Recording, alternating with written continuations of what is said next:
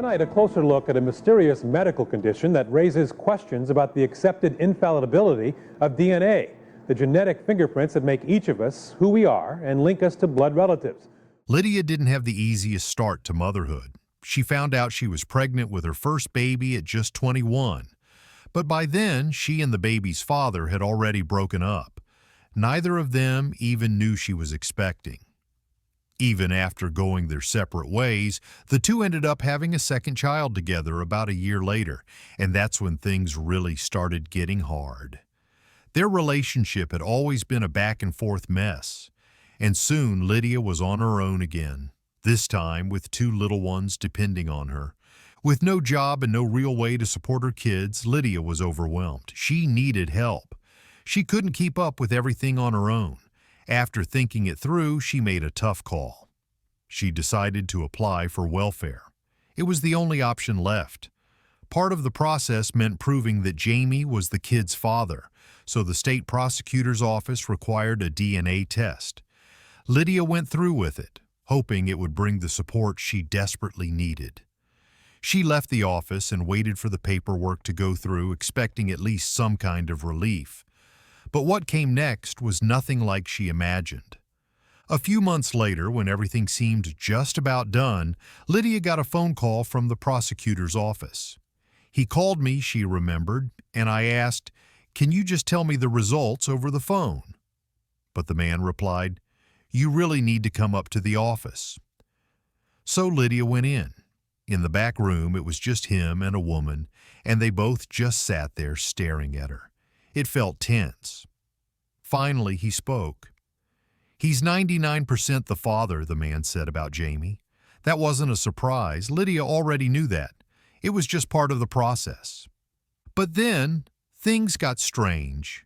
They kept talking, and nothing they said made sense. And then came the shock that would turn her entire world upside down. The prosecutor looked her straight in the eye and said, "There's absolutely no way you're the mother." Lydia blinked, confused, and let out a short laugh. It had to be a joke, but the look on his face told her otherwise. He was completely serious. She couldn't make sense of it. Maybe the test had been messed up. Maybe it got switched somehow. But the man wasn't joking around. He was treating this like something serious. And deep down, Lydia could tell. This was real. The DNA results were clear, but she couldn't believe what they were saying. They were serious. Lydia could tell just by looking at them. Their faces were tight, unreadable, and they stared straight at her without blinking. Then, out of nowhere, the question started, fast and harsh. "Are you Lydia Fairchild? Who are you really? Where did these kids come from? Did your sister have them, and now you're trying to use them for welfare?" That's when it hit her. They thought she was lying. They thought she'd made the whole thing up just to get money. Lydia could still remember how intense it was. "They just kept drilling me," she said. Her DNA results didn't make any sense. Normally, a mother and child would show a 50% DNA match. But when the state prosecutor looked at Lydia's results, there was no connection at all, none. According to the test, there was a 1 in a billion chance. She was actually their mom. The pattern didn't match either child. She couldn't believe it and asked for a new test. But it wasn't a mistake. They ran the test 3 different times. Every single time it came back the same. Jamie was definitely the dad, but Lydia wasn't the mom. Freaking out, Lydia called the only person she trusted, her mother. "Lydia called me and she was just crying and crying," her mom said. "She told me the test said she wasn't their mom, and I just laughed. I didn't get why she was so upset. I told her that's ridiculous. They've got to test again." But Lydia's voice shook as she answered, "Mom, they already did 3 times. And it still says I'm not their mom." At that point, things could have ended in disaster. Lydia could have lost her kids, or even gone to jail. The only reason that didn't happen was because of a woman named Karen Keegan. Living hundreds of miles away, Karen had gone through something similar.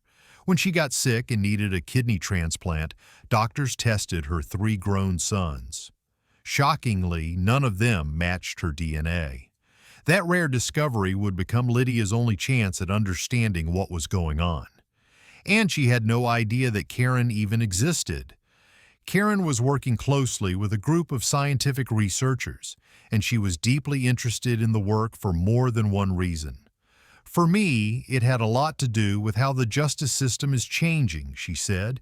DNA is becoming such a big part of how cases are handled legally.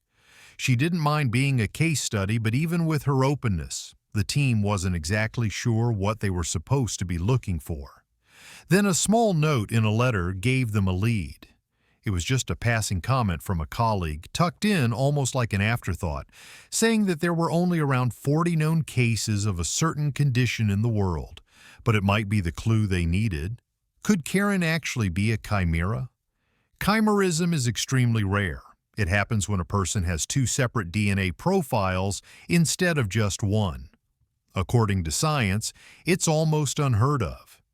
Even more unusual is when someone looks completely normal and can still have children without any obvious signs. The chances of recognizing it and then choosing to test for it are incredibly small. But what if that's exactly what was going on? Could Karen have 2 sets of DNA?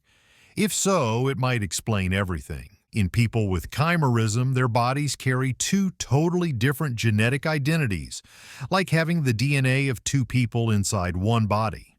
It sounds unbelievable. Most of the rare cases that have been studied involve physical signs, like patches of different colored skin or sharp lines across the body, but Karen didn't have anything like that. And neither did Lydia. Back in Lydia's world, everything was falling apart. She had already been ordered to appear in court to prove she was the mother of her 2 young kids. When she found out she was pregnant again, Jamie was the father. Emotionally drained and completely overwhelmed, Lydia didn't know where to turn. Nobody believed her. She called every lawyer she could find, begging for help, but none would take her case. They all said the same thing. DNA doesn't lie. There was no way to fight it. She felt like it was just her, against the whole system. When the case finally went to trial, things didn't go her way. The judge ruled that based on the evidence, Lydia was not the children's biological mother. Prosecutors even pushed to have separate guardians assigned to each child while they kept looking into the case. Jamie stood by Lydia through it all, just as confused as she was. "I knew they were going to take the kid," he said. "They told us they were already setting up guardians. I didn't get it. It's not like the kids weren't safe, and Lydia's a great mom. It just felt like they thought we were pulling off some big scam." The judge didn't know what to do. On one hand, the DNA results were solid. He couldn't ignore them, but on the other, Lydia's reaction, the way she fought so hard to keep her kids, didn't match the behavior of someone trying to cheat the system. Something didn't add up, so he made a rare and unusual decision. With her 3rd baby on the way, he decided to use the birth as a kind of live experiment. He ordered someone to be there at the hospital, Lydia said. They had to watch the birth and take blood from both me and the baby right then and there. He said, "Yeah, we'll see what happens after that." When Lydia went into labor, all eyes were on the delivery. It was one of the most stressful times of her life, but she made it through and gave birth to a healthy baby. Right away, blood was taken from both her and the newborn. Then came the hardest part, waiting. It would take 2 full weeks to get the results, and those days dragged on. "I remember every single day of those 2 years," Lydia said quietly. "It'll never leave me. It was like living in a nightmare. After giving birth, most people bring their baby home and feel joy. I brought mine home terrified. I kept thinking they could still show up at any moment and take my kids. Jamie had his own worries too. He couldn't shake the thought of what might happen next. I was thinking, if this baby turns out to be hers, then what?" He said, "Would the court just think we were lying the whole time?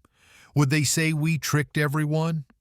So honestly, Our only hope was that the test came back just like the others, saying she wasn't the mom. When the results came back, they were almost impossible to believe. Just like Lydia had been saying all along, the DNA showed no match between her and her newborn baby. She thought this would finally clear her name, that this would prove she wasn't lying. But instead, things got even worse. The prosecutors came back with even heavier accusations. Thankfully, Lydia had finally found a lawyer willing to help her, and it turned out to be a lifesaver. Without that support, things could have gone in a terrifying direction. The state was tossing around wild theories that she might have been a surrogate, involved in some sort of illegal scheme, or even worse, that she had taken someone else's kids. The truth was just too strange for anyone to accept. In reality, Lydia was something incredibly rare, a chimera. In human cases like this, a chimera is one person made up of cells from two different people. In other words, they carry two complete sets of DNA inside their body. It can happen naturally. When a woman is pregnant with twins and one embryo doesn't survive, some of those cells can be absorbed by the surviving twin. That twin grows up with both sets of DNA, one from herself and one from the sibling she never got to meet. While all of this was happening, Karen Keegan was officially diagnosed as a chimera. Her case gave doctors the push they needed to test Lydia the same way. Finally, everything she had been through had an explanation. It had a name. After more rounds of testing, the judge made it official. Lydia was, without a doubt, the biological mother of all three of her children, just like she'd been saying all along. If Lydia's story moved you, take a moment to like, share, and subscribe. Stories like this remind us just how powerful truth can be, even when no one believes it at first.